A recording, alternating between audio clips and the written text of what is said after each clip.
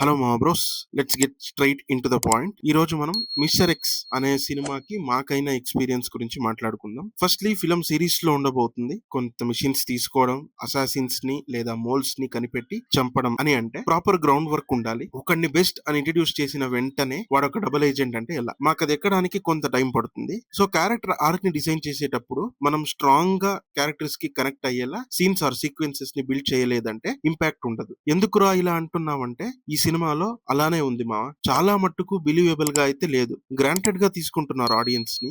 మను ఆనంద్ అనే వ్యక్తి ఈ సినిమా డైరెక్టర్. ఆయనే FIR అనే సినిమా కూడా డైరెక్ట్ చేశారు. That's one of the best film in terms of patriotism. అక్కడ వాడిన స్క్రీన్ ప్లే కూడా చాలా ఎంగేజింగ్ గా ఉండింది. ఆ క్యారెక్టర్ తో కనెక్ట్ అయ్యి ఎమోషన్స్ తో ట్రావెల్ అవుతాం. అండ్ అందులో గౌతమ్ గారిని చూస్తే మండిపోతుంది మాకు. ఇలా ఉండాలి అక్కడ ఉన్న క్యారెక్టర్స్ ఫీల్ అవుతున్న ఎమోషన్స్, ఫేస్ చేస్తున్న సిచ్యుయేషన్స్ మనం ఎక్స్పీరియన్స్ చేయాలి. అప్పుడే ఏ కంటెంట్ అయినా సరే ఇంపాక్ట్ ఉంటుంది. But unfortunately it didn't happen this time. ట్విస్టుల మీద ట్విస్టులు పడుతుండాలి స్క్రీన్ పైన అని చెప్పేసి నరేటివ్ గ్రిప్పింగ్ గా ఉందా లేదా అని చూసుకోకపోతే ఎలా, అందుకే ఇలా అవుతుందేమో. బట్ ఎనీహౌ నేను చెప్పాల్సిన పాయింట్ ఏంటంటే ఇట్ ఈస్ గుడ్ మామా, but in some parts that to very less. కొంత లాగ్ ఫీల్ అవుతాం, అలాగే బోరింగ్ కూడా ఫీల్ అవుతాం. అదే చెప్పాగా, నరేటివ్ డల్ ఉన్నప్పుడు దాన్ని ఒక ఎంటర్టైన్మెంట్ ఫిల్మ్ గాను కన్సిడర్ చేయడం కష్టమే. నేను నాకైనా ఎక్స్పీరియన్స్ మాత్రమే చెప్పాను మామ. మాకు తెలిసిందేంటి, సినిమా చూడాలి, బాగున్నా చూడాలి, బాగా లేకపోయినా చూడాలి, ఇంకొంచెం బాగుండాల్సింది అనేలా ఉన్నా ఖచ్చితంగా చూడాలి. సరేనా మామ, ఉంటా. ఇంకో మంచి సినిమా ఎక్స్పీరియన్స్ తో మిమ్మల్ని కలుస్తా.